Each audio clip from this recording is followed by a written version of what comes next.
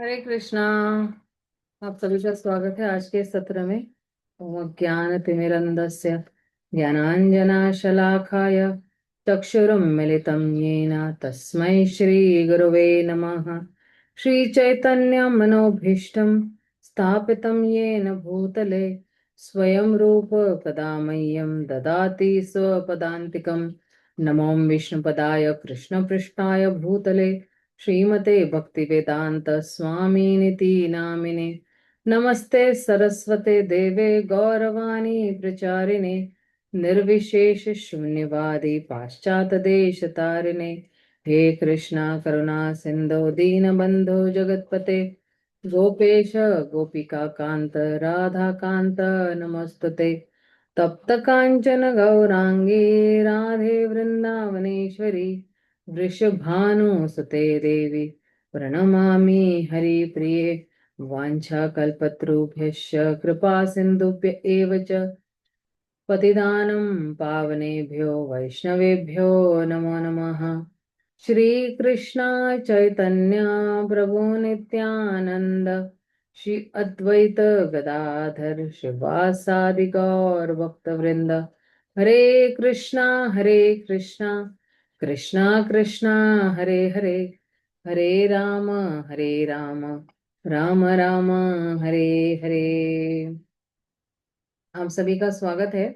तो कल हम लोग जो है वो हमने देखा कि किस तरह से जो है कृष्णा जो है पूर्ण विश्व के जो पांच इंद्रियां है उनको मोहित कर देते हैं, या उनको जो है वो अ, अ, आकर्षित करते हैं। और पांच इंद्रियां जो है भगवान की, राधा रानी किस तरह से भगवान की पांच इंद्रियों को मोहित करती है। और फिर हम लोग ने इसमें विपरीत भी देखा कि किस तरह से जो है भगवान कहते हैं कि मैं ही जो हूँ पूरे विश्व का स्तोत्र हूँ। और लेकिन जो राधा रानी की सुंदरता है और गुण है वो मेरे जो है प्राण है ना। और अ, प्राण और जीवन है, नहीं।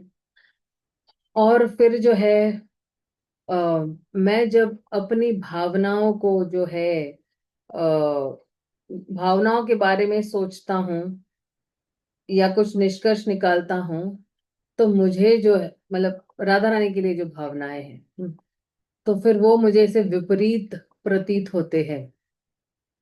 या जो है आ, वो सारी भावनाएं मुझे ऐसे विपरीत लगती है।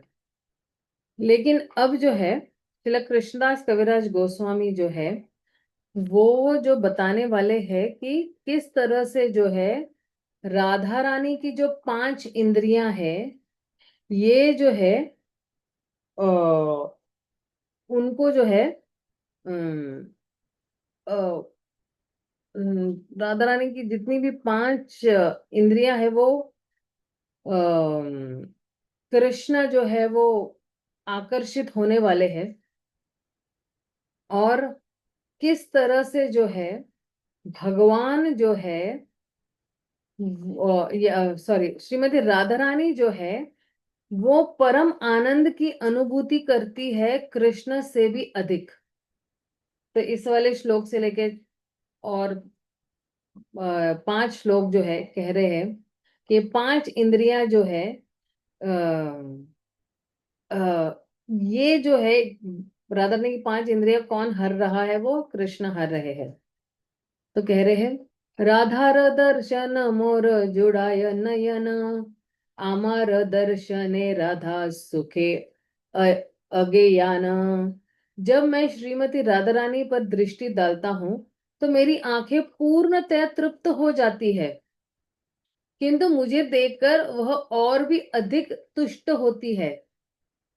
तो जब भगवान अपनी इंद्रियां जब राधा रानी पर जाने जब भगवान देखते हैं या दृष्टि डालते हैं तो भगवान की आंखें तृप्त हो जाती है। जैसे कल भी मैंने कहा था कि भगवान की आंखें बहुत चंचल है, वो घूमते रहते हैं और ढूंढते रहते हैं राधा रानी को। और जैसे ही इन आंखों को अपना पोषण मिल जाता है, भगवान की आंखों के लिए पोषण क्या है? राधा रानी का दर्शन या राधा रानी के रूप को निहारना या देखना। अब जैसे ही मिल जाता है तो ये आंखें जो है क्या हो जाती है? तृप्त हो जाती है। किंतु मुझे देखकर वह और भी अधिक तुष्ट होती है। तो जितनी मात्रा में भगवान तृप्त होते हैं, उससे अधिक मात्रा में राधा रानी जो है वो तुष्ट और तृप्त होती है, उससे डबल, उससे ज्यादा, ऐसे कह रहे हैं। परस्पर वेणु गीते हरये चेतन, मोर भ्रमे ता तामालेरे करे आलिंगन। तो कह रहे हैं, बांसों की परस्पर रगड़ से वंशी के समान जो मर्म स्वर निकलता है, वह राधा रानी की चेतना को हर लेता है। और क्योंकि वह इसे मेरी वंशी की ध्वनि समझते हैं, यानी अगर जो दो बांस जो है अगर रगड़ रहे हैं, तो राधा रानी को ऐसे लगता है कि भगवान की वंशी जो है, वंशी की ध्वनि है, वह मेरे भ्रम में तमाल वृक्ष का आलिंगन करती है। तो वो क्या कर रही है? तमाल वृक्ष का आलिंगन कर रही है, मतलब उसको ये समझती है कि भगवान की वंशी बज रही है, इसलिए वो तमाल वृक्ष का आलिंगन कर रही है। अगर आप ना वृंदावन में वंशीवट में अगर कहीं गए हो, कभी गए हो, और अगर उन पेड़ों को अगर आप आलिंगन करते हो और अपने कान जो है उन पेड़ों पे लगाते हो, तो आप देखोगे कि कभी उन पेड़ों से जो है मृदंग की आवाज आती है, कभी उन पेड़ों से करताल की आवाज आती है, और कभी उन पेड़ों से वंशी की आवाज आती है। वहां पे जो है वंशीवट करके है, भांडीर वन में है वो वंशीवट। अगर कभी जाते हो, सौभाग्य अगर प्राप्त होता है, तो वहां जाकर अपने कान लगाना, वहां पे तो आपको बिल्कुल तो कहते हैं कि जिसका वास्तव में बहुत बहुत इंटेंस प्रेम है, गाढ़ प्रेम है भगवान के लिए, तो उस व्यक्ति को सुनाई देता है।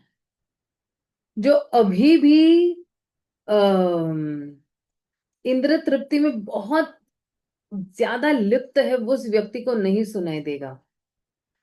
जितने शुद्ध भक्त है उनको वंशी सुनाई देगी, बाकी थोड़े नॉर्मल स्तर पर जो है उनको कम से कम करताल और मृदंग तो सुनाई देंगे, पक्की बात है ये।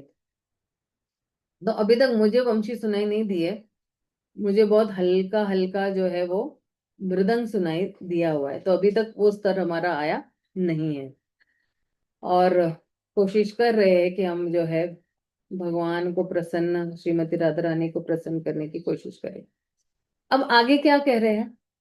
क्योंकि अब देखिए, देखना यानी इन आंखों से देखना हो गया, फिर वो सुन रही है ना, क्या सुन रही है? जब दो बांस की लकड़ियां रगड़ रही है, तो वो वंशी की ध्वनि सुन रही है। अब तीसरा, कृष्ण आलिंगन पाइनो जन्म सफले, कृष्ण सुखे मग्न रहे वृक्ष करी कोले। वो सोचती है, मुझे कृष्ण का आलिंगन मिल रहा है, अतएव मेरा जीवन सार्थक हो गया है। इस प्रकार वह वृक्ष को अपनी भुजाओं में भरकर कृष्ण को प्रसन्न करने में मग्न रहती है। अनुकूल वाते यदि पाय मोर गंध, उड़ी या पड़ीते चाहे प्रेम हो या अंध। बहुत बड़े श्लोक है ये। जब अनुकूल वायु मेरे शरीर की सुगंध को उस तक ले जाती है, तो वह प्रेमांध हो उठती है और उस वायु में उड़ना चाहती है। तो अब जो है गंध, शरीर की जो गंध है, हम्म, तो भगवान कह रहे हैं कि जो मेरे शरीर से जो सुगंध उसके नासिका तक ले जाती है, तो वो प्रेमांध हो उठती है, मतलब प्रेम की लहरें उमड़ होती है उसमें। और वो जो है उस वायु में जो है वो उड़ना चाहती है मना, क्योंकि भगवान की सुगंध, अभी देखना, अब हर एक व्यक्ति के शरीर से एक सुगंध निकलती है, खास करके जो शुद्ध भक्त होते हैं उनके शरीर से एक विशेष सुगंध निकलती है, क्योंकि वो तपस्या का बल है या प्रबल है या मतलब शक्ति है, जो भी है वो ना। तो उस तपस्या के बल पर जो है उस व्यक्ति के शरीर से एक सतोगुणी सुगंध निकलती रहती है। उसी तरह जो है भगवान के शरीर से भी जो है, क्योंकि भगवान का जो शरीर है वो क्या सच्चिदानंद से बना हुआ है। हमारा शरीर जो है वो क्या बना हुआ है, मल मूत्र और पस और खून से बना हुआ है। तो जो आध्यात्मिक शरीर है वो सच्चित आनंद शरीर है। तो भगवान का शरीर क्योंकि वो सच्चिद आनंद है, उससे एकदम मधुर सुगंध जो अगर कोई ले लेता है तो उसका जीवन जो है वो सफल हो रहा है।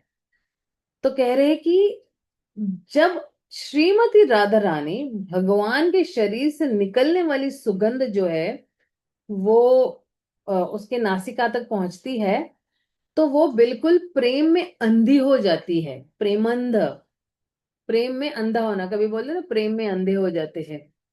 तो ये प्रेम में अंधा होना, और फिर जो है वो उस वायु के साथ ही जो है, अब ये दृश्य देखना, मतलब जैसे जैसे हम ये वर्णन कर रहे हैं ना, तो हमारी आंखों के सामने ये दृश्य अगर आता है ना, तो पूरा दिन जो है आपको वही चेतना में, इसी सतोगुणी चेतना में ही हम लोग रहेंगे। तो वो जो है उस सुगंध को फॉलो करती है, उसके पीछे पीछे जो है वो उड़ती है, कि भगवान से निकली हुई जो सुगंध है वो वायु में मिश्रित हो रही है। और जब वो वायु में मिश्रित हो रही है तो राधा रानी जो है वो पीछे पीछे जो है वो उस वायु के साथ जो है वो उड़ रही है। फिर आगे क्या कह रहे हैं, तो देखिए क्या हो गया, देखना हो गया, सुनना हो गया, और स्पर्श यानी ना फ्रेग्रेंस जो होता है ना, ये हो गया, गंध हो गया। अब आगे क्या कह रहे हैं, तांबूल चर्वित यबे करे आस्वादने, आनंद समुद्रे डूबे किचुई न जाने। ये भी एक बहुत अच्छा श्लोक है। कहते हैं जब वो मेरे द्वारा चर्वित पान का आस्वादन करती है, मतलब जब कृष्ण ने कोई पान चबाया हुआ है ना, तो वही पान मुंह में से निकालकर जब वो राधा रानी के मुंह में जब देते हैं, तो वह आनंद के समुद्र में डूब जाती है और सब कुछ भूल जाती है। तो अब आप देखिए कि हम भी भगवान को भोग अर्पण कर रहे हैं, भगवान भी उसको जो है उस भोग को ग्रहण कर रहे हैं। अगर अगर हमने प्रेम से जो है अगर उसको अर्पण किया है, तो जब राधा रानी जो है भगवान ने चबाया हुआ तांबुल चबाती है ना, या उसका आस्वादन लेती है, तो फिर जो है वो आनंद के समुद्र में डूब जाती है। तो क्या हम भी जब भगवान का प्रसाद पाते हैं तो आनंद के समुद्र में डूब जाते हैं? ये प्रश्न है। अब ये प्रश्न मेरे लिए भी है, ऐसे नहीं कि सिर्फ आपके लिए, क्योंकि यहाँ पे मुझे भी जो है मेरे में भी बहुत कमियां हैं और मुझे भी सुधरना है, इसलिए हम लोग ये चैतन्य चरणामृत पढ़ रहे हैं। तो क्या क्या हम ये समझते हैं कि भगवान को अर्पण किया हुआ भोग जब प्रसाद हो जाता है तो ये भगवान से अभिन्न हो गया है? इसलिए हम कहते हैं प्रसाद ग्रहण करना। ग्रहण करना यानी हम आदर देते हैं उस प्रसाद को, क्योंकि अब प्रसाद में और भगवान में कोई अंतर नहीं है। प्रसाद मतलब ही भगवान की कृपा है। अब जब हम ये प्रसाद ग्रहण करेंगे तो हमारी जो दूषित चेतना है, जो हमारे में तमोगुण है, जो हमारे में रजोगुण है, तो वो निकलकर हम सतोगुण के स्तर पर पहुंचने वाले। और जब तक हम सतोगुण तक नहीं पहुंचेंगे, हम अपनी वास्तविक स्थिति जो है कृष्ण के साथ, वो कदापि नहीं समझेंगे। तो अगर हमें हमारा रिश्ता भगवान के साथ समझना है, तो हमें हर दिन सतोगुण में, हर क्षण सतोगुण में रहना बहुत जरूरी है। हम क्या खा रहे हैं, हम क्या सो रहे हैं, हम क्या पहन रहे हैं, ये सारी चीजें बड़ी मायने रखती है। कभी कई लोग जो है सुबह का शाम को खाते हैं, शाम का फिर अगले दिन सुबह खाते हैं, तो सारा तमोगुण ही खा रहे हैं हम। तो फिर सतोगुण में किस तरह से पहुंच पाएंगे? हमारा खान पान भी जो है वो सतोगुण में होना चाहिए। हमेशा फ्रेश ही खाना चाहिए। बिल्कुल बासी खाना बिल्कुल भी नहीं खाना चाहिए। बासी खाना जितना भी हो सके अवॉइड करो। अगर हमें सतोगुण में रहना है, तो हमें फ्रेश ही प्रसाद कोशिश करनी चाहिए जितना हद तक हो सके, क्योंकि ये है ना वास्तविकता है, इसको हम झुठला नहीं सकते हैं। हाँ, परिस्थितियां अलग होगी कि अभी फिलहाल हम वर्किंग है, तो चलो बीवी ने कुछ बनाया है तो हम 5-6 घंटे बाद उसको ग्रहण कर रहे हैं, थोड़ा तमोगुण में है। लेकिन जीवन के कुछ पड़ाव के बाद तो हमें यही है कि हमें ये देखना है कि किस तरह से हम सतोगुण में ही ज्यादा से ज्यादा, या सतोगुण की शरण ज्यादा से ज्यादा लेंगे। हमारे कपड़े धुले हुए नहीं हैं तो वो तमोगुण में है। हमारा खान पान जो है वो भगवान को अर्पित नहीं किया है तो वो तमोगुण में है। भगवान को अर्पित करने के बाद भी अगर 5-6 घंटे हो गए हैं तो वो तमोगुण में आना शुरू हो जाता है। हालांकि भगवान का प्रसाद तमोगुण में नहीं होता है, भगवान की कृपा जो है वो बरसती रहती है। लेकिन जो व्यक्ति, ये चेतना का फर्क है एक्चुअली, कि अगर मैं भगवान का प्रसाद 3 घंटे के अंदर ही पा लेता हूं तो वो सतोगुण में आ जाता है। और दूसरा जो है खान पान है, हमारे रहन सहन है, हम कितने बजे सोते हैं, कितने बजे उठते हैं, वो भी मायने रखता है। सुबह का जो ब्रह्म मुहूर्त समय है ना, 2 से लेके, एक्चुअली ब्रह्म मुहूर्त शुरू होता है 1.5 घंटे पहले, मतलब 4:30 से 6, 6:15 बजे का। इतने बजे हम उठ सकते हैं क्या? तो सुबह का जो समय है वो सतोगुण का समय है। अगर हम 3 से लेके 9 बजे तक देखें, ये बिल्कुल अच्छा है हमारी सारी भक्ति की क्रियाओं करने के लिए। इसलिए श्रील प्रभुपाद ने मॉर्निंग प्रोग्राम बनाया है कि सुबह में ही हमारे जितने भी आध्यात्मिक कार्य अगर हो जाते हैं, तो पूरा दिन हम सतोगुण में ही रह सकते हैं। तो सोना, खाना, पीना, पहनना, रहना, कौन सी जगह में हम रह रहे हैं, किस स्थान में रह रहे हैं, वो भी बहुत मायने रखता है। शहर में रह रहे, गांव में रह रहे हैं, शहर में रहने के बावजूद भी कि कौन से लोगों से हम घिरे हुए हैं, है ना, वो भी बहुत मायने रखता है। तो अगर हम एक लिस्ट बना दे और इस लिस्ट के हिसाब से हम सोचे कि मुझे अभी अपने आप को इस स्तर पर लेके आना है, सतोगुण तक लेके आना है, तो मैं क्या करूंगी अपने अपने जीवन में, तो वो लिस्ट बना सकते हैं हम लोग, राइट।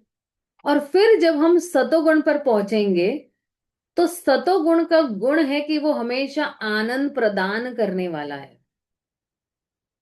जिस आनंद की खोज में हम दर बदर भटकते हैं योनि दर योनि, तो ये सतोगुण का एक गुण है कि वो आनंद प्रदान करता है। क्योंकि सतोगुण जो है, सतोगुण के लेवल तक पहुंचकर हम जो है वो शुद्ध सत्व की उड़ान ले सकते हैं। तमोगुण और रजोगुण में हम लोग खड़े होके हम शुद्ध सत्व की उड़ान नहीं ले सकते हैं। तो सतोगुण ये एक ऐसा प्लेटफॉर्म है जहां पे आपका जो आध्यात्मिक प्लेन जो है वो खड़ा होके वो शुद्ध सत्व की उड़ान ले सकता है। जब तक सतोगुण तक नहीं पहुंचेंगे तब तक हम वो शुद्ध सत्व की तरफ उड़ान नहीं ले पाएंगे। रजोगुण और तमोगुण जो है वो खींचते रहेंगे, खींचते रहेंगे, खींचते। ज्यादातर हम लोग रजोगुण में होते हैं। तो रजोगुण क्योंकि बीच का है, तमो, रजो और सतो अभी बीच का है। तो ज्यादा करके क्या होता है ना, तमोगुण नीचे खींचते रहता है, कभी सतो खींचता है तो कभी तमो, लेकिन ज्यादा करके तमो खींचता है हम लोगों को। तो जब तक ये सतोगुण तक नहीं पहुंचेंगे तब तक ये आनंद के समुद्र में। तो अब जो है आप सोचिए कि अब जो है हम चख रहे, मतलब श्रीमती राधा रानी जो है भगवान के मुख से निकला हुआ पान जो है वो क्या कर रही है, वो आस्वादन कर रही है। और वो आस्वादन करने के बाद वो आनंद के समुद्र में डूब जाती है। फिर आगे क्या कह रहे हैं, अमर संग में राधा पाय अग्नि आनंद, शतमुखे बलि तबो न पाय तार अनंत।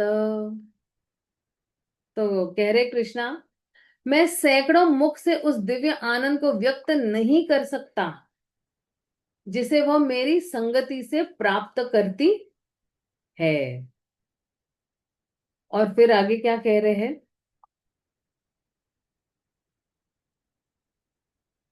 हम्म, लीला अंते सुखे इहार अंगेर माधुरी, ताहा देखी सुखे आमे आपना पा शरीरी। तो कह रहे हैं कि अपनी परस्पर लीलाओं को, है ना, परस्पर लीलाओं के अंत में उसके वर्ण की कांति को देखकर मैं सुख में मग्न होकर अपनी खुद की पहचान जो है वो भूल जाता हूं। तो अभी एक्चुअली एक और जो है आप सोचिए, रूप, गंध, क्योंकि देखिए जब राधा रानी भगवान को देखती है तो उसको बहुत संतुष्टि मिलती है। जब वो बांस को सुनती है तो उसको लगता है कि भगवान ही बांसुरी बजा रहे हैं। जब भगवान के अंग से जो सुगंध निकल रही है तो वो बिल्कुल जो है वो मंत्र मुग्ध हो जाती है, बिल्कुल हर्षित होके उस हवा के पीछे पीछे दौड़ती है। फिर जो तांबुल है अभी हम लोग ने देखा, लेकिन एक और है मेरे ख्याल से कहीं तो, क्योंकि हम पांच ढूंढ रहे हैं ना। आलिंगन है क्या मेरे ख्याल से? आलिंगन हो गया माता जी, आलिंगन का ना जो तमाल वृक्ष रानी। हाँ भाई, वो पांचवा है फिर। हाँ। क्योंकि तमाल वृक्ष का जो है, हाँ देखो, बांसों पर परस्पर रगड़ का से वंशी समान मर्म स्वर निकलता है, वो राधा रानी को, क्योंकि वो मेरी वंशी, वो मेरे ब्रह्म में तमाल वृक्ष का आलिंगन करती है। तो ये जो है स्पर्श हो गया है ना। तो इस तरह से जो है ये पांच जो है आ, आ, राधा रानी की जो पांच इंद्रियां है वो जो है किस तरह से जो है कृष्ण को भी जो है वो मोहित करते हैं, और कृष्ण की जो पांच इंद्रिय वो राधा रानी को मोहित करती है। इस तरह से ये जो पांच इंद्रियां जो है, और उसको आनंद की अनुभूति होती है इनके माध्यम से। वो जो है वो पूर्णतया आनंद लेती है। लेकिन अब जो है आप देखना यहाँ पे, कहाँ गया, हाँ, आमारा संग में राधा पाएग्ने आनंद, शतमुखे बलि तबु न पाए, न पाई तार अनंत। तो क्या कह रहे हैं, क्योंकि आप देखिए कृष्ण का अब निर्णय आता है कि क्यों मुझे अवतारित होना है, मुझे क्यों चैतन्य महाप्रभु के रूप में आना है। तो मैं सैकड़ों मुख से, क्योंकि अब राधा रानी ये अनुभव कर रही है ना, मैं सैकड़ों मुख से उस दिव्य आनंद को व्यक्त नहीं कर सकता जिससे वह मेरी संगति से प्राप्त करती है। अब ये राधा रानी अनुभव कर रही है भगवान की संगति। तो भगवान कह रहे हैं हजार मुखों से भी या सैकड़ों मुखों से भी मैं ये दिव्य आनंद को जो है मैं व्यक्त नहीं कर पा रहा हूं, जो उसको मिल रहा है मेरी संगति से।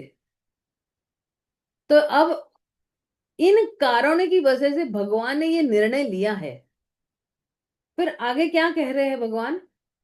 लीला अनंत सुख इहर अंगेर माधुरी, तहा देखी सुखे आमी आपना पाशरी। वे अपनी परस्पर लीलाओं के के अंत में उसके वर्ण की कांति को देखकर मैं सुख में मग्न होकर अपनी खुद की पहचान भूल जाता हूं। भगवान जो है अपनी पहचान भूल जाते हैं। अब भगवान अपनी पहचान कैसे भूलते हैं? जब वो राधा रानी की कांति को देखते हैं तो तब वो अपनी पहचान भूल जाते हैं। अपनी परस्पर लीलाओं के अंत में उसके वर्ण की कांति को देखकर मैं सुख में मग्न होकर, क्योंकि पहचान भूलना यानी क्या? अगर कोई बिल्कुल बहुत भाव विभोर है, वो भूल जाता है ना कि मैं प्रधानमंत्री हूँ, या मैं माँ हूँ, या मैं इंजीनियर हूँ, या मैं डॉक्टर हूँ। वो सारी उपाधियां अपनी भूल कर जो है वो अपनी पहचान भी भूल जाता है कि मैं कौन हूं।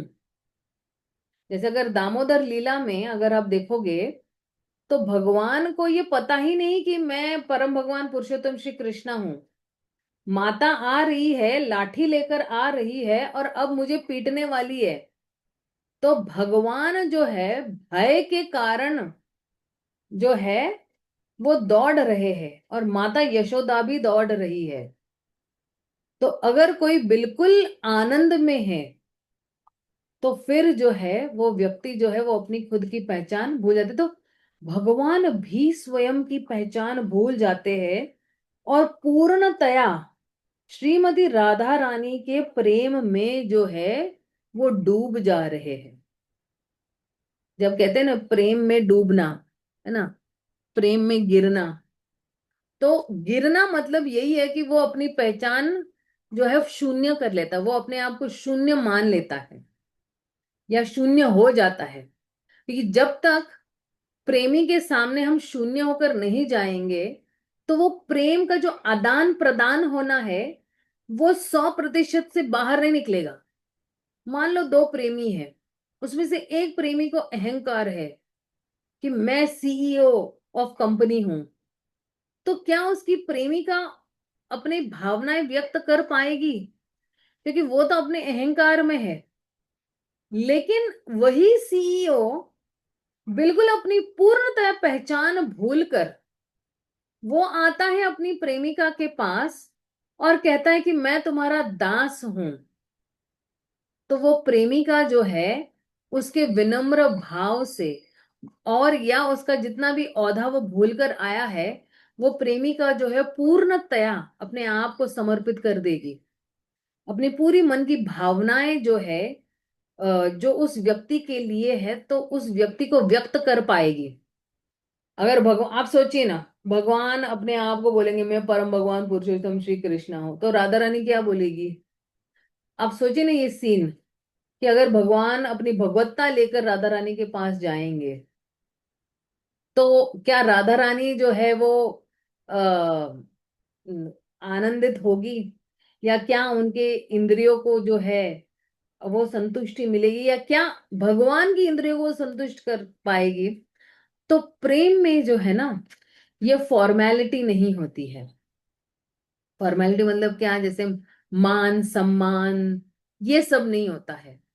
प्रेम में जो है बिल्कुल दोनों है, दोनों शून्य होते हैं, मतलब अपने आप को शून्य मानते हैं। तब जाके ये प्रेम जो है, ये दो शून्य जब मिल जाते हैं वो करोड़ों बन जाते हैं। तो राधा और कृष्ण का जब मिलन हो रहा है तो आनंद किसको मिल रहा है?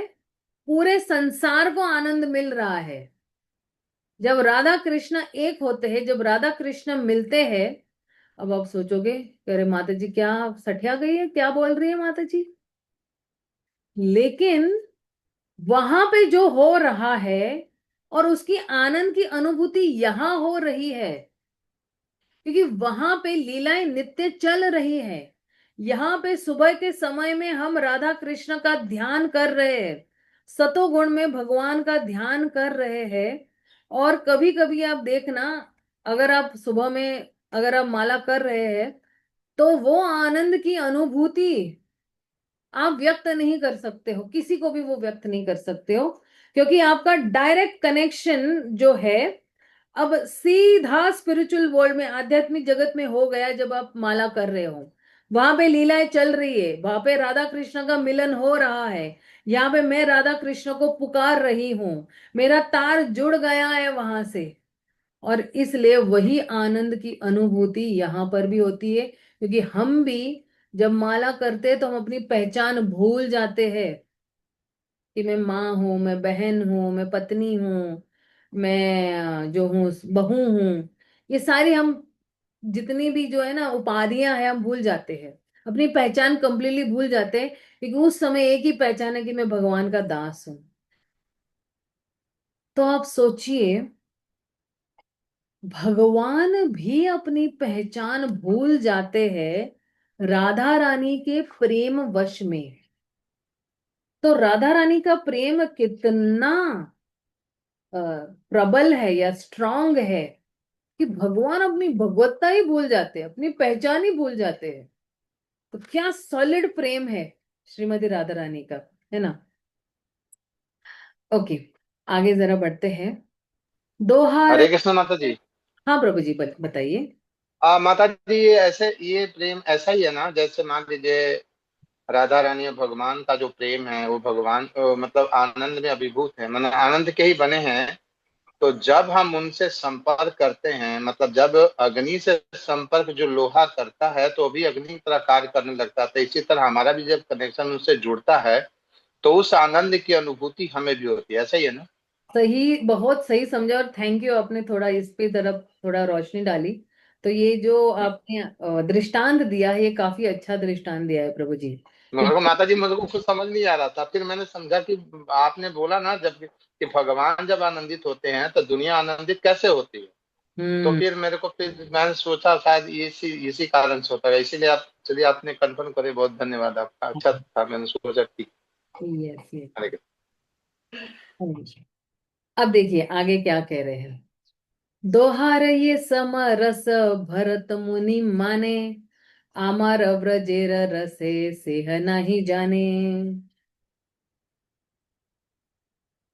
अब देखिए, भरत मुनि ने कहा है कि प्रेमी तथा प्रेमिका के रस समान होते हैं, किंतु मेरे वृंदावन के रस को वे भी नहीं जानते हैं। वे भरत मुनि जो है बहुत बड़े ज्ञानी मुनि हैं, लेकिन ये मुनि होने के बावजूद भी वो जो है वो इस व्रज के प्रेम रस को नहीं जानते हैं। तो श्रील प्रभुपाद क्या कहते हैं, भरत मुनि जैसे दक्ष काम शास्त्र वेत्ता के अनुसार भौतिक संभोग के समय नर तथा नारी को समान सुख मिलता है, किंतु आध्यात्मिक जगत में ये संबंध भिन्न होते हैं और उसे संसारी विशेषज्ञ भी नहीं जानते हैं। तो आप देखिए कि अ,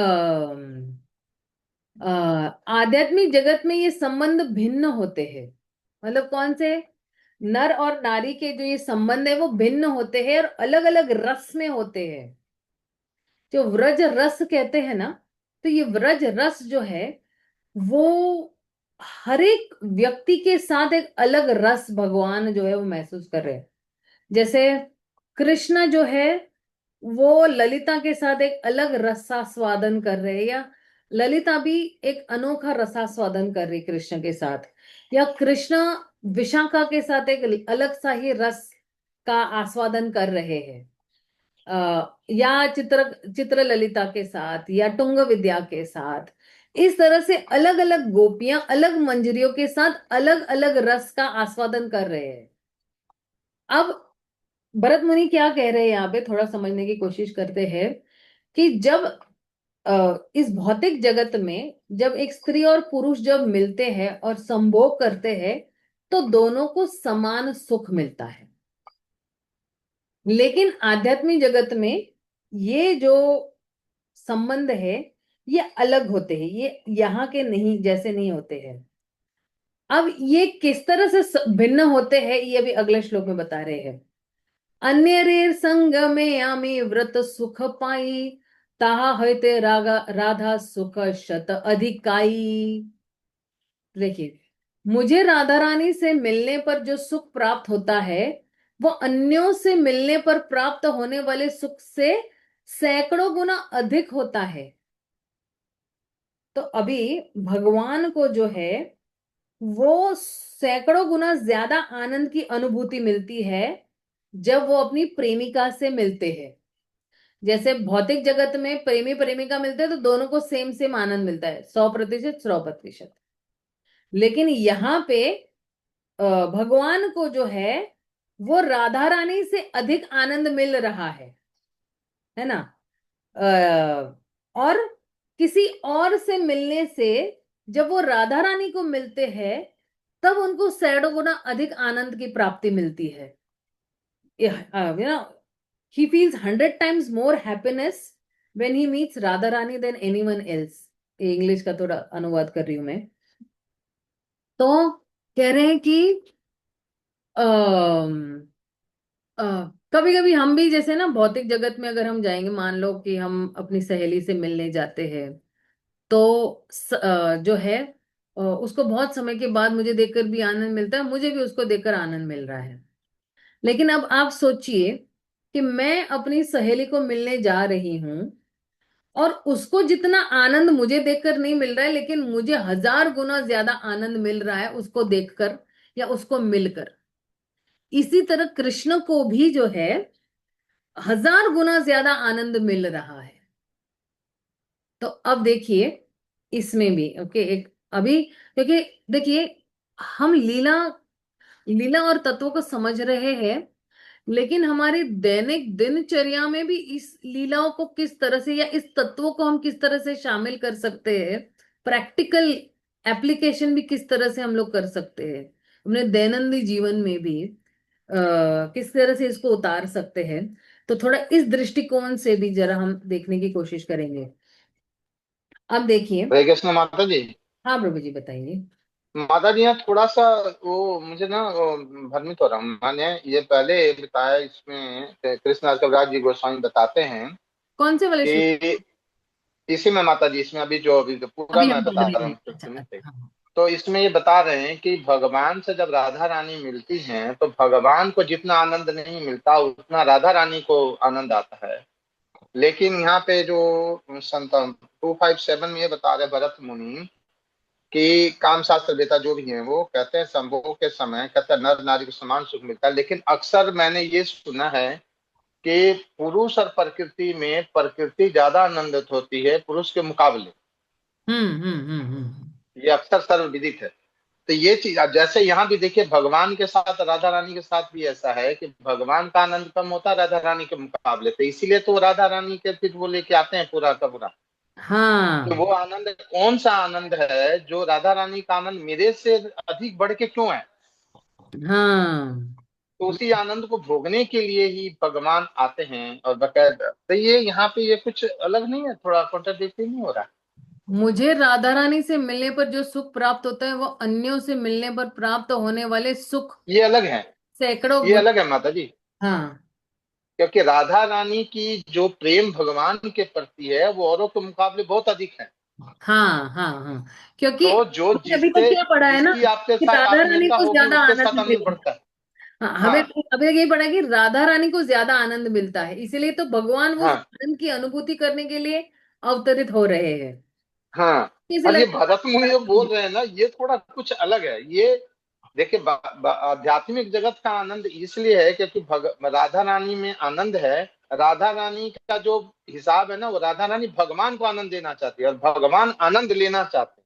हम्म। तो जो व्यक्ति आनंद देना चाहता है उसको ज्यादा आनंद मिलता है, जो आनंद लेना चाहता है उसको कम मिलता है। हम मिलते हैं, करेक्ट करेक्ट करेक्ट हाँ। करेक्ट। तो अब यहाँ पे जो ये भरत मुनि जो बोल रहे हैं कि इस समय इस परिस्थिति में आनंद दोनों को समान मिलता है, लेकिन ऐसा होता नहीं है।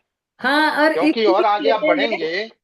इसलिए भरत मुनि जो है वो जो हाँ हाँ। है व्रज का रस है ना वो जानते नहीं है। हाँ, क्योंकि जानते नहीं। हाँ, देखो भरत मुनि जैसे दक्ष काम शास्त्र वेदता के अनुसार भौतिक संभोग के समय नर तथा नारी को समान सुख मिलता है, और किंतु आदिम जगत में समान, क्योंकि एक्चुअली क्या है, श्री विश्वनाथ चक्रवर्ती ठाकुर एक्चुअली कहते हैं कि भरत मुनि जो है, ये मुनि जो है ना योगी, जितने हाँ भी जी हाँ जी। ज्ञान योगी होते हैं ना, ये जो है उनको व्रज रस के बारे में पता नहीं होता, इसलिए फिर वो क्या कर रहे हैं कि वो सिर्फ भौतिक जगत के रस की तुलना कर रहे हैं। उनको सिर्फ ठीक भौतिक है। संबंधों के बारे में पता है, आध्यात्मिक जगत में जो व्रज रस है वो पता ही नहीं है, इसलिए वो कह रहे हैं कि दोनों को समान मिल रहा है। हम्म। भौतिक जगत, तो वो तो भौतिक जगत के बारे में बात कर रहे हैं, वो वहां तक पहुंचे ही नहीं है, तो उनको व्रज रस पता ही नहीं है। हाँ जी हाँ जी, ठीक व्रज बात। रस किसको पता होगा? व्रज रस जो है वो ब्रज प्रेमियों को ही पता जो रसिक भक्त है उनको। होगा, जो रसिक भक्त है वो उन्हीं को पता होगा। तो हम्म। अब, और एक्चुअली ये भरत मुनि ही कह रहे हैं मुझे, ये जो है ना कि भौतिक दोनों संबंध है ये, लेकिन अब जो है भगवान कह रहे हैं कि मुझे राधा रानी से मिलने पर जो सुख प्राप्त होते हैं वो अन्यों से मिलने पर प्राप्त होने वाले सुख से सैकड़ों गुना अधिक है। अब ये हाँ जी तुलना किससे हो रही है? अन्यों से मिलने पर। हाँ जी हाँ जी हाँ जी, ये मतलब और सखियां जो थी। ये जो और दूसरी सखियां है, लेकिन मुझे राधा रानी से मिलने पर, लेकिन राधा रानी जो है वो डबल, मतलब भगवान जितना आनंद की अनुभूति कर उससे डबल एक्चुअली जो है अनुभव अनुभव कर रहे हैं यहाँ पे तो। वो हर समय होता है मतलब। हाँ, तो इस तरह से हर समय। ये बता रहे हैं श्रील कृष्णराज ठीक है। कविराज गोस्वामी। ठीक है ना प्रभु जी? अब देखिए आगे क्या कह रहे हैं।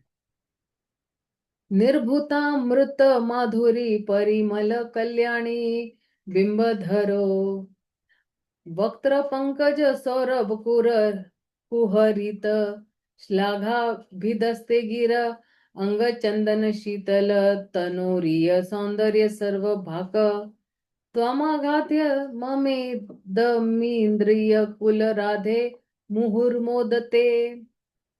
तो क्या कह रहे हैं ये 59 श्लोक में, ये एक्चुअली जो है कह रहे हैं कि हे कल्याणी राधा रानी, तुम्हारी शरीर समस्त सौंदर्य का स्तोत्र है। तुम्हारे लाल लाल अधर अमृत माधुरी की अनुभूति से भी कोमल है। तुम्हारा मुख कमल के फूल की सुगंध से ओतप्रोत है। तुम्हारी मधुर वाणी कोयल की ध्वनि को परास्त करने वाली है, और तुम्हारे अंग प्रत्यंग चंदन लेप से शीतल है। मेरी सभी दिव्य इंद्रियां सद्गुणों से अलंकृत तुम्हारा आस्वादन करके परम आह्लादित होती है। तो यह श्लोक भगवान कृष्ण द्वारा राधा से कहा गया है, और श्रील रूप गोस्वामी कृत ललित माधव में ये अंकित है। तो जितने भी भगवान की दिव्य इंद्रियां हैं, ये बिल्कुल भाव विभोर हो जाती है, आनंदित हो जाती है, जो मतलब राधा रानी के गुण को देखकर, उनकी सुंदरता को देखकर जो है भगवान जो है वो पूर्णतया आनंद की अनुभूति कर रहे हैं। और फिर आगे क्या कह रहे हैं? थोड़ा रहस्यमयी है ये। आगे कह रहे हैं, रूपे कंस हरस्य लुब्ध नयन स्पर्शेति हत्वश्वः वाण्यमुक्त कलित श्रुति परिमले संचनासपुटाम आरज्यद्रसना कलाधर पुटे न्यजन चन्मुखा भोरुहा दंभो दंभो गिर्ण महाधृति बहिरपि क्रोध्य द्विकारा कुलम। तो कह रहे उनकी आंखें कंस के शत्रु भगवान कृष्ण के सौंदर्य पर मुग्ध है। उनका शरीर कृष्ण के स्पर्श से आनंद पुलकित होता है। उनके कान सदैव उनकी मधुर ध्वनि की ओर आकृष्ट होते हैं। उनकी नाक उनकी सुगंध से मुग्ध होती है, और उनकी जीभ उनके कोमल अधरों पर अमृत पान करने के लिए ललायत रहती है। वे आत्म संयम का बहाना करके अपने कमल दृश्य मुख को लटकाए रहती है, किंतु वे कृष्ण के प्रति उनके स्वयं स्फुरतः रागानुगा प्रेम के बाह्य लक्षण को प्रकट होने से रोक नहीं सकती है। ये श्रीमती राधा रानी के बारे में बताया है कि श्री रूप गोस्वामी राधा रानी के मुख का वर्णन कर रहे हैं यहाँ पे। पूर्णतः जो है श्रीमती राधा रानी का जो मुख है इस तरह से, तो आप देखिए ना कि उनकी आंखें कंस के शत्रु भगवान कृष्ण के सौंदर्य पर मुग्ध है। मतलब कभी कभी नहीं कि एक टक अपने प्रेमी को देखना। और श्रीमती राधा रानी का शरीर जो है कृष्ण के स्पर्श से आनंद पुलकित होता है। मतलब कोई और उसको टच करेगा या छुएगा तो उसको आनंद नहीं मिलता है, केवल कृष्ण ही जब स्पर्श करते हैं तो उसको आनंद मिलता है। उनके कान सदैव उनकी मधुर ध्वनि की ओर आकृष्ट होती है। तो कान जो है वो इतने तीव्र ललायत है, या कान की जो भूख है वो केवल भगवान की मधुर ध्वनि सुनने के लिए है। और जैसी वो भगवान की मधुर ध्वनि सुनती है, बांसुरी की धुन सुनती है या भगवान के मुख से निकले हुए शब्द सुनती है, तो वो तुरंत ही आकृष्ट हो जाती है।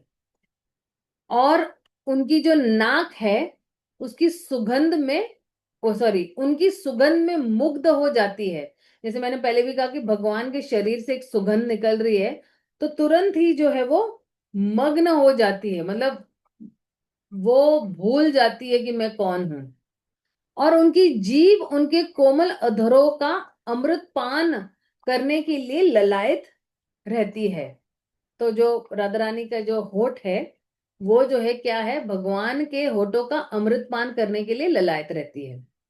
वे आत्म संयम का बहाना करके, मतलब वो अपने आप को बहुत कंट्रोल करने की कोशिश कर रही है। और क्योंकि अपने कमल सदृश मुख को लटकाए रहती है। मतलब क्या है कि एक तो वो बिल्कुल आत्म संयम है, सेल्फ कंट्रोल का बहाना करके वो अपने ये जो कमल जैसा इसका जो मुख है वो क्या करती है, वो लटकाए रहती है।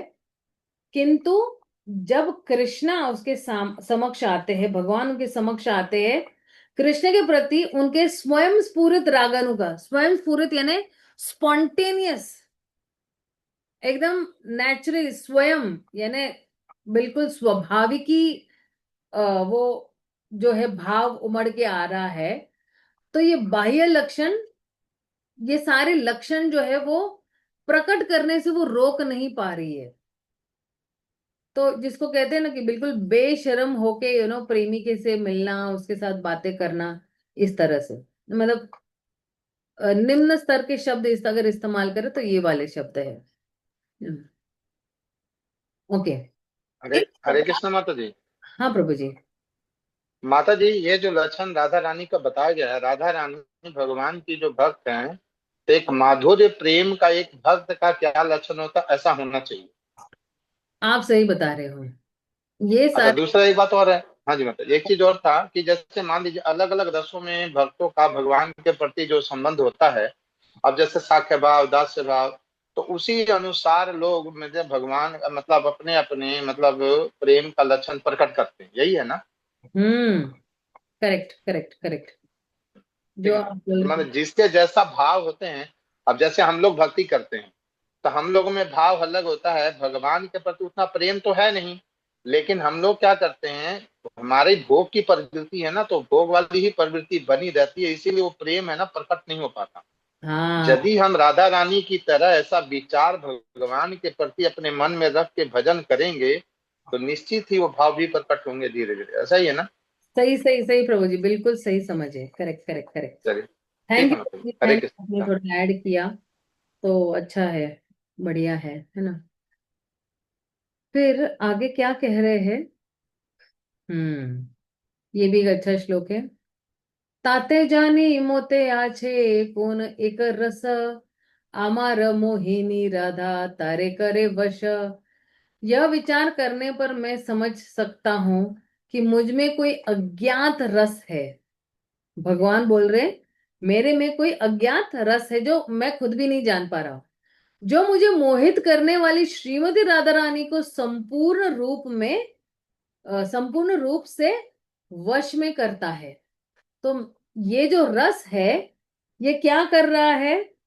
ये मुझे पूर्णतया वश में कर रहा है। मेरे में कोई अज्ञात रस है जो मुझे मोहित करने वाली श्रीमती राधा रानी को संपूर्ण रूप से वश में करता है।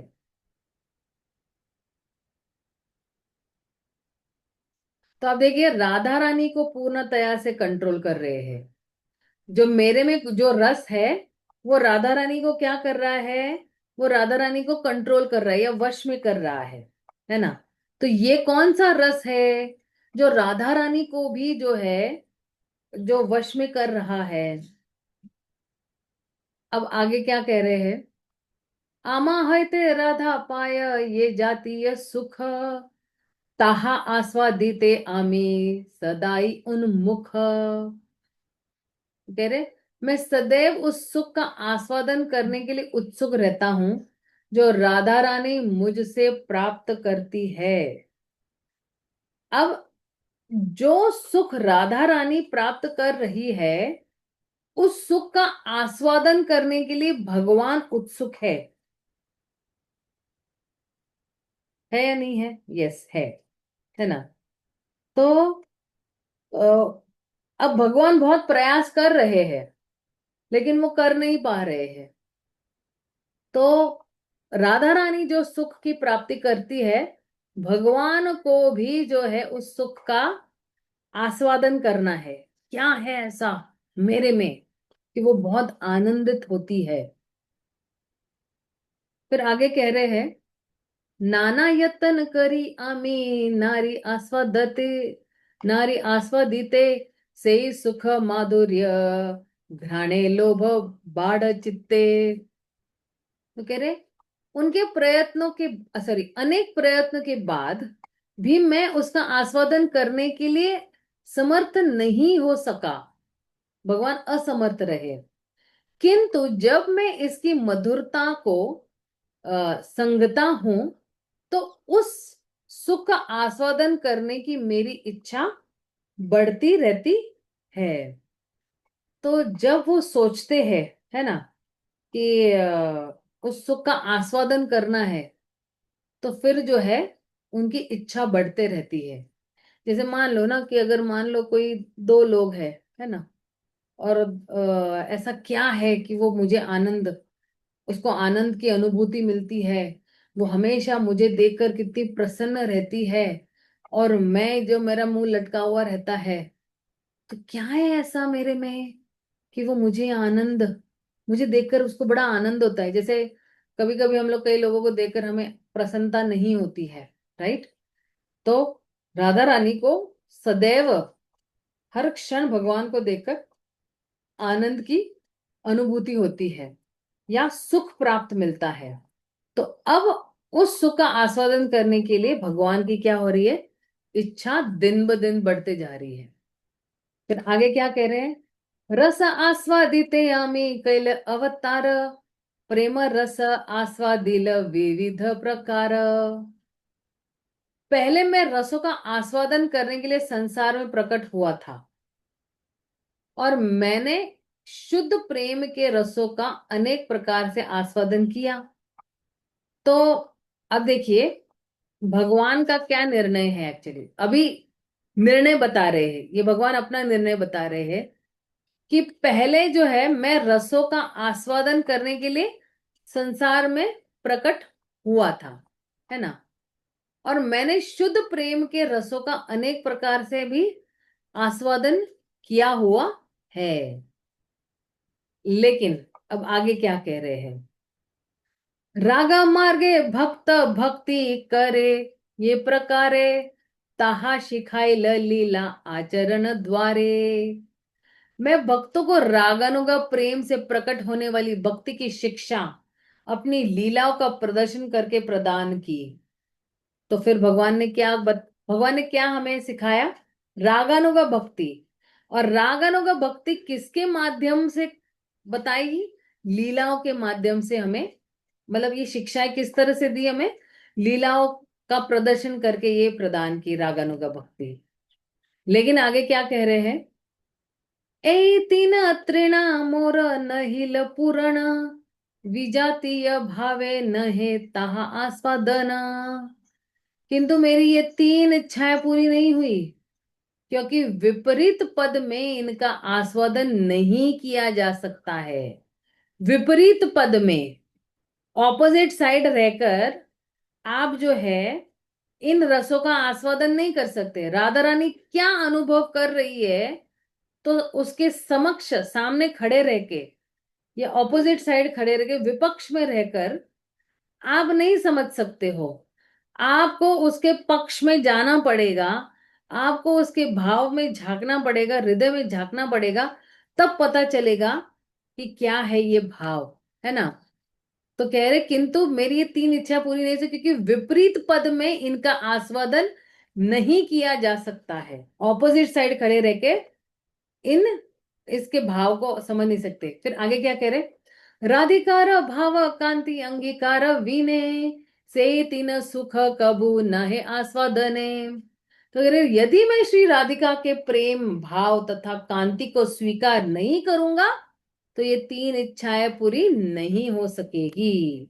तो अब जो है भगवान जो है राधिका की यानी राधा रानी की भाव कांति, भाव कांति यानी उनका जो प्रेम जो है वो आ, प्रेम भाव अगर नहीं स्वीकार करेंगे, तब तक जो है ये तीन इच्छाएं जो है वो संतुष्ट नहीं हो सकेगी या पूरी नहीं हो सकेगी।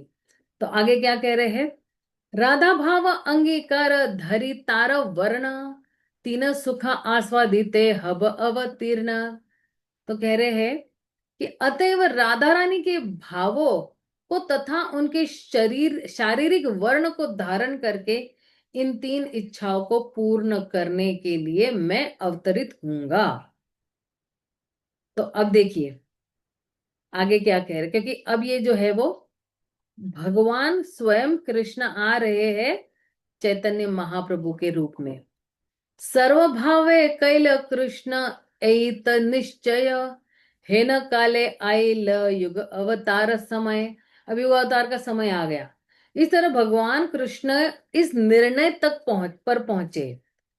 उस समय युग अवतार का समय भी आ गया था। कोइंसिडेंस है, मतलब बोलते हैं ना योगा योग है। तो कि कृष्ण ने निर्णय किया और उसी समय जो है कलयुग में जो है भगवान के अवतरण का समय भी हो गया। तो अब जो है किसने पुकारा, से काले श्री अद्वैत करेन आराधना, ताहार हुंकारे कैले कृष्ण आकर्षण। उसी समय श्री अद्वैत निष्ठा से उनकी पूजा कर रहे थे। उनके उन्होंने अपनी तेज पुकार से भगवान को आकृष्ट कर लिया। तो अद्वैत आचार्य की जितनी भी हुंकार है, हुंकार यानी जोर जोर से पुकारना, तो उस तेज पुकार से ही जो है क्या हो गए,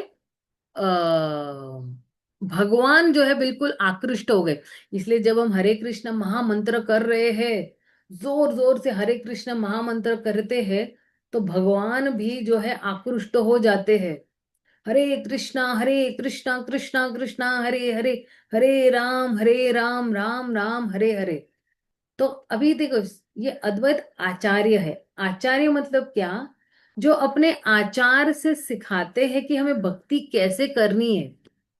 तो ये अद्वैत आचार्य ने हमें सिखाया कि तेज पुकार करो, बड़ी हुंकार लगाओ, तो भगवान विवश हो जाएंगे, भगवान आकर्षित हो जाएंगे कि अरे कौन है कौन है कौन है, मेरा नाम इतना जोर से पुकार रहा है।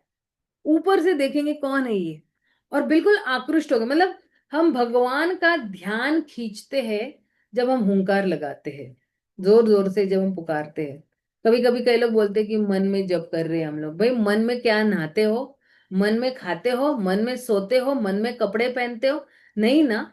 वास्तविक में अगर मान लो मुझे अपनी सहेली को बुलाना है, तो क्या मैं सोचूंगी सहेली आ, मन में मैं सोचूंगी सहेली आ जा, सहेली आ जा। क्या वो आने वाली है? जब उसके बिल्डिंग के नीचे जाऊंगी, और मैं जोर से पुकारूंगी, निशिता निशिता निशिता, तब वो निशिता सुनेगी ना, मेरी सहेली, और तब वो जो है वो बैल्कनी में आएगी और बोलेगी हाँ मैं आ रही हूँ नीचे। राइट? तो पुकारेंगे तो नीचे आएगी। तो यहां से भगवान को पुकारेंगे तो भगवान नीचे आएंगे ना और आकर्षित होंगे। तो इस तरह से अद्वैत आचार्य ने हमें सिखाया है, ये आचार्य है, अपने आचरण से सिखा रहे हैं कि किस तरह से भगवान को पुकारना है। और अद्वैत निष्ठा कहा है यहाँ पे। मतलब निष्ठा यानी क्या? पूर्ण उनको विश्वास था कि ये हुंकार लगाऊं तो भगवान आएंगे ही आएंगे। ये भगवान का अगर मैं नाम पुकारता हूं, उस नाम में इतना दम है, या उस नाम में इतना, ये नाम इतना प्रबलशाली है कि मैं अगर पुकारूंगा तो भगवान आएंगे ही आएंगे। उनको ये विश्वास था। उस पूर्ण विश्वास को निष्ठा कहते हैं। और फिर आगे क्या कह रहे हैं?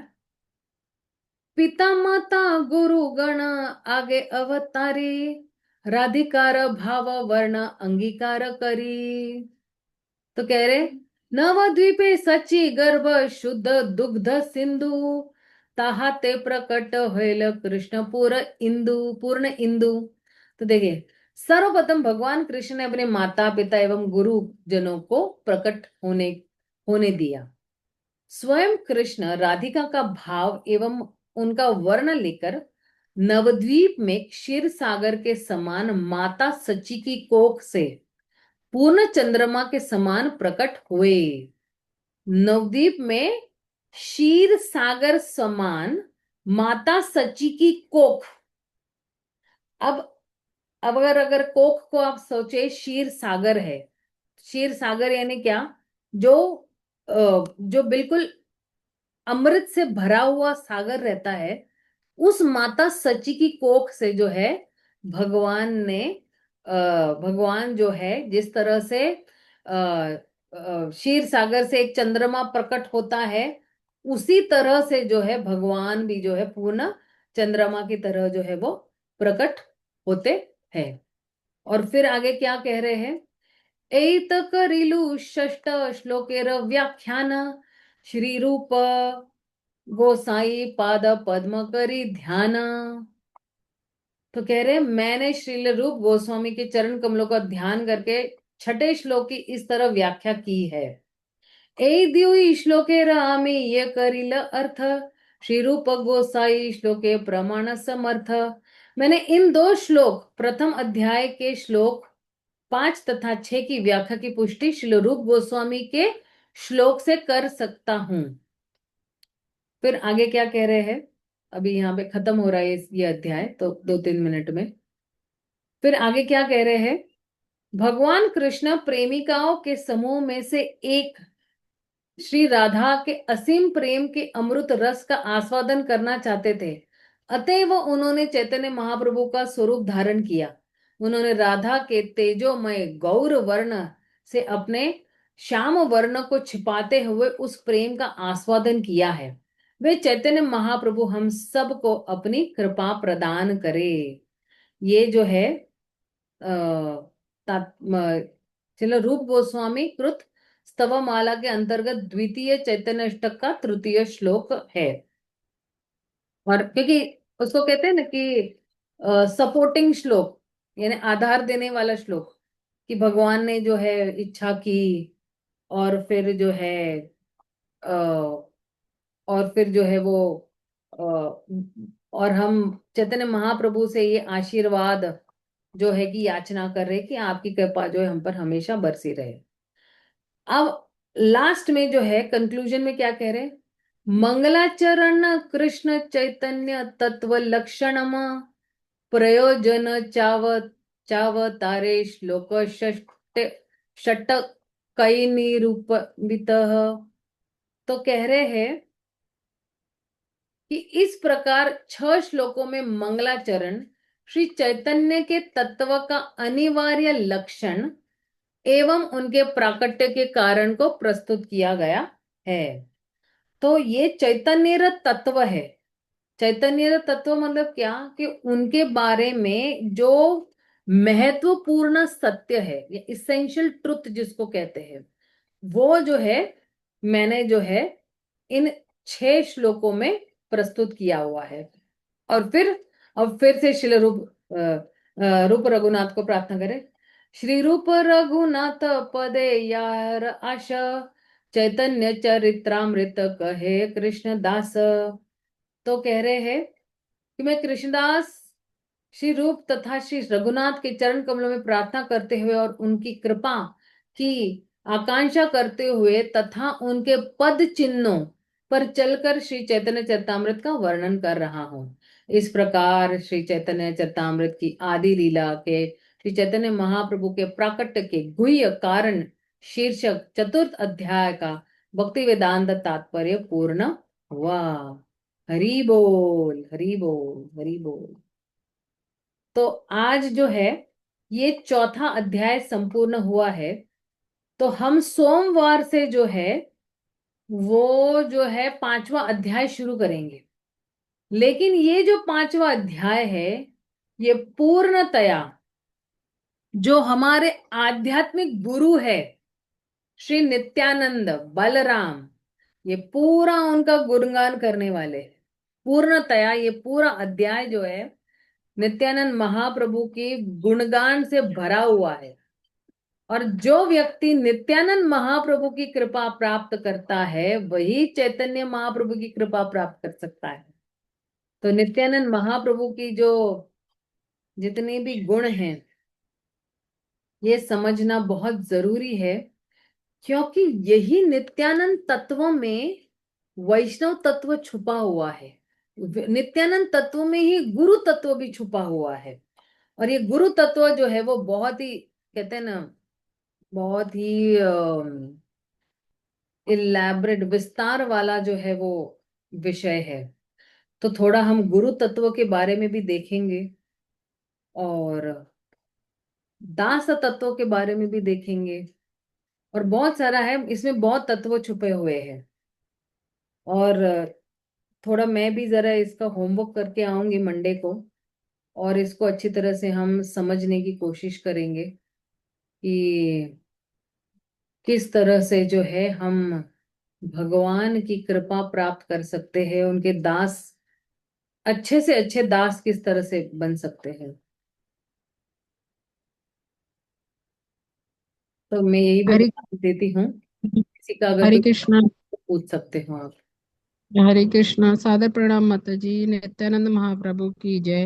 हरि बोल माता जी, हरे, बहुत सुंदर। हरि बोल, हरि बोल। धन्यवाद। श्रील प्रभुपाद की जय, श्रील कृष्णदास कविराज गोस्वामी की जय, श्री चैतन्य चरितामृत की जय। हरे कृष्णा, हरि बोल। हरे कृष्ण माता जी, दंडवत प्रणाम। प्रणाम। हाँ माता जी, मेरा एक आज निर्जल एकादशी कल है ना हमारा। हाँ, निर्जल एकादशी कल है, 7 तारीख को है, आज नहीं है। बट टाइमिंग दिए हैं का 18:55, मतलब आज शाम से है। हाँ, एक्चुअली क्या है ना, शाम से हम लोग तैयारी करना शुरू करते हैं। हम अपने हम्म। मन को, शरीर को तैयार करना शुरू करते हैं कि अगले दिन से हम जो है यानी कम खाना है, बहुत हैवी नहीं खाना है वरना उठ नहीं पाएंगे, है ना।